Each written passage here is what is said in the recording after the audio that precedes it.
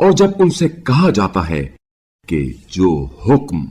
اللہ نے نازل فرمایا ہے اس کی طرف اور رسول کی طرف آ جاؤ، تو آپ صلی اللہ علیہ وآلہ وسلم ان منافقین کو دیکھتے ہیں کہ آپ صلی اللہ علیہ وآلہ وسلم کی طرف آنے سے کتراتے ہوئے ٹال مٹول کرتے ہیں۔ پھر ان کا کیا حال ہوگا جب ان پر اپنے ہاتھوں لائی ہوئی مصیبت آ پڑے گی؟ پھر وہ آپ صلی اللہ علیہ وآلہ وسلم کے پاس اللہ کی قسمیں کھاتے آئیں گے اور کہیں گے، قسم بخدا ہم تو خیر خواہ تھے اور باہمی توافق چاہتے تھے۔ یہ وہ لوگ ہیں جن کے بارے میں اللہ جانتا ہے کہ ان کے دلوں میں کیا ہے۔ آپ صلی اللہ علیہ وآلہ وسلم انہیں خاطر میں نہ لائیے اور انہیں نصیحت کیجیے اور ان سے ان کے بارے میں ایسی باتیں کیجیے جو مؤثر ہوں۔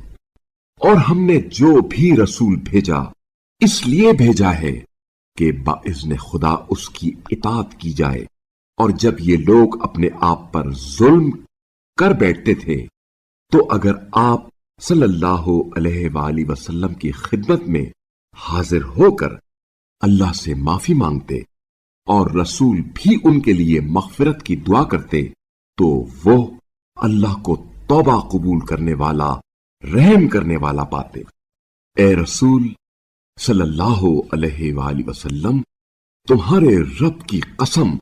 یہ لوگ اس وقت تک مومن نہیں ہو سکتے جب تک اپنے باہمی تنازعات میں آپ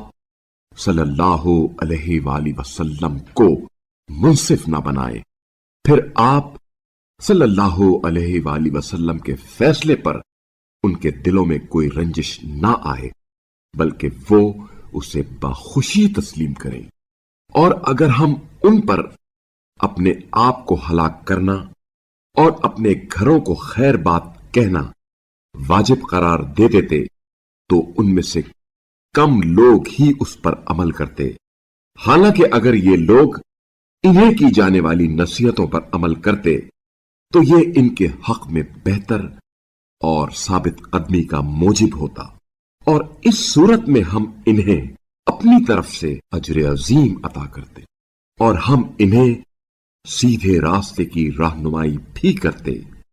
اور جو اللہ اور رسول کی اطاعت کرے وہ انبیاء، صدیقین، گواہوں اور صالحین کے ساتھ ہوگا جن پر اللہ نے انعام کیا ہے،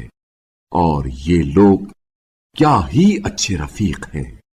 یہ فضل اللہ کی طرف سے ملتا ہے، اور علم و آگاہی کے لیے تو اللہ ہی کافی ہے۔